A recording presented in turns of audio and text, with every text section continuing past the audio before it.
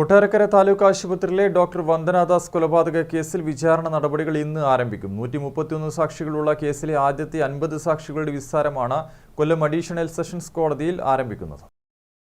Doctor Vandana Das കൊലപാതക കേസിൽ പ്രതിയായ സന്ദീപിന് മാനസിക പ്രശ്നങ്ങളില്ലെന്ന് മെഡിക്കൽ ബോർഡ് റിപ്പോർട്ട് നൽകിയതിന് പിന്നാലെയാണ് വിചാരണ നടപടികൾ ഇന്ന് ആരംഭിക്കുന്നത്. മാനസിക നില പരിശോധിക്കണമെന്നാവശ്യപ്പെട്ട് സന്ദീപ് നൽകിയ ഹർജിയുടെ അടിസ്ഥാനത്തിൽ പരിശോധന നടത്തിയിരുന്നു. മാനസിക നിലയിൽ തകരാറില്ല എന്നാണ് റിപ്പോർട്ട് ലഭിച്ചത്.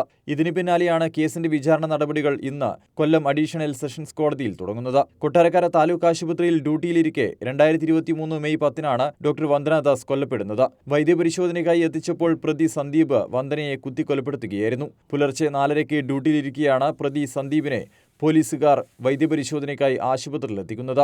കാലിൽ മുറിവേറ്റ നിലയിൽ മദ്യലഹരിയിൽ കണ്ടെത്തിയ സന്ദീപിനെ വൈദ്യപരിശോധനയ്ക്കായാണ് പോലീസ് ആശുപത്രിയിലെത്തിച്ചത്. കൈവിലങ്ങ് വയ്ക്കാതെ ആശുപത്രിയിലെത്തിച്ച സന്ദീപ് ഡ്യൂട്ടിയിലുണ്ടായിരുന്ന പോലീസുകാരനെയും ഡ്രസ്സിംഗ് റൂമിലുണ്ടായിരുന്ന ജീവനക്കാരനെയും ആക്രമിക്കുകയായിരുന്നു. ഇതിന് പിന്നാലെ വന്ദന ഒഴികെ ചുറ്റുമുണ്ടായിരുന്നവരെല്ലാം ഓടി രക്ഷപ്പെട്ടു. തുടർന്ന് പ്രതി മേശപ്പുറത്തിരുന്ന കത്രിക ഉപയോഗിച്ച് ഡോക്ടർ വന്ദനയെ കുത്തുകയായിരുന്നു. കഴുത്തിലും മുതുകിലുമടക്കം 6ഓളം കുത്തുകളാണ് വന്ദനയ്ക്കേറ്റത്. വന്ദനയുടെ നിലവിളി കേട്ട് ഓടിയെത്തിയ പോലീസും സഹപ്രവർത്തകരും ഏറെ പണിപ്പെട്ടതിനു ശേഷമാണ് അക്രമാസക്തനായ പ്രതിയെ കീഴടക്കിയതിനു ശേഷം വന്ദനയെ ആശുപത്രിയിലേക്ക് മാറ്റിയത്. വെന്റിലേറ്ററിൽ പ്രവേശിപ്പിക്കപ്പെട്ട വന്ദന രാവിലെ 9 മണിയോടെ മരണത്തിന് കീഴടങ്ങുകയായിരുന്നു. News desk Kannur vision.